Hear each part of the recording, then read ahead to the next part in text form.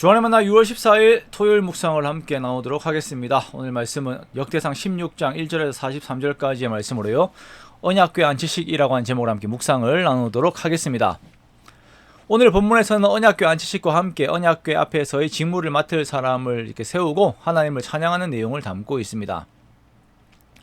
다윗이 언약궤를 준비한 장소에 안치한 후에 먼저는 번제와 화목제를 하나님께 드립니다.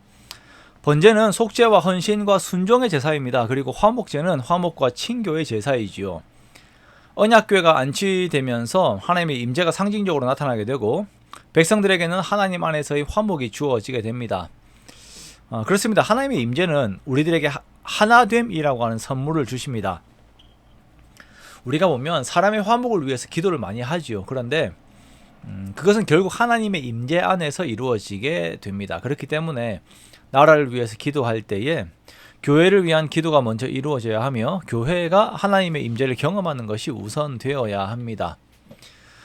다윗은 백성들을 축복하고 이들에게 떡 한 덩이와 야자 열매빵과 건포도빵을 나누어 주면서 그들의 기쁨을 함께 나눕니다. 그리고 여호와의 궤 앞에서 섬길 사람들을 세워요.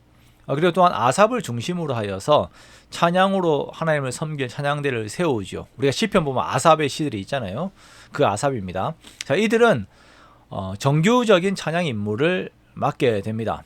찬양 조직은 점점 체계가 잡히게 되고 4,000명의 찬양단을 구성을 하게 되어요.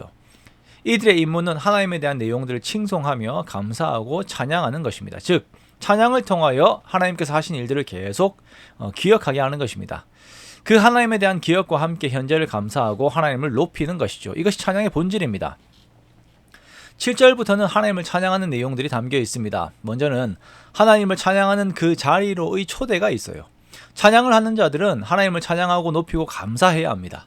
찬양과 감사는 항상 함께 붙어 있어요. 그리고 하나님의 이름을 부르며 찬양해야 합니다.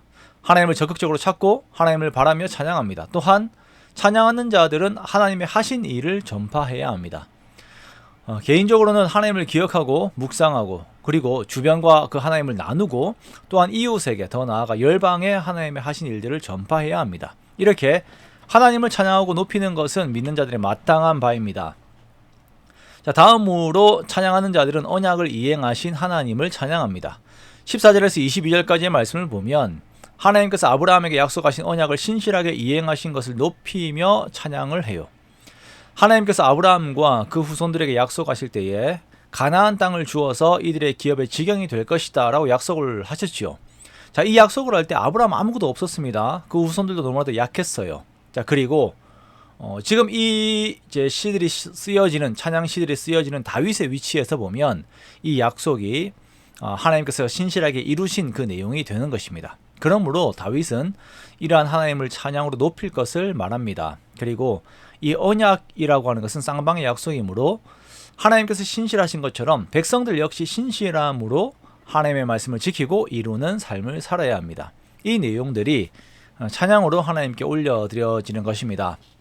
또한 23절에서 33절까지는 온 세상을 통치하시는 하나님에 대한 찬양을 말씀하십니다.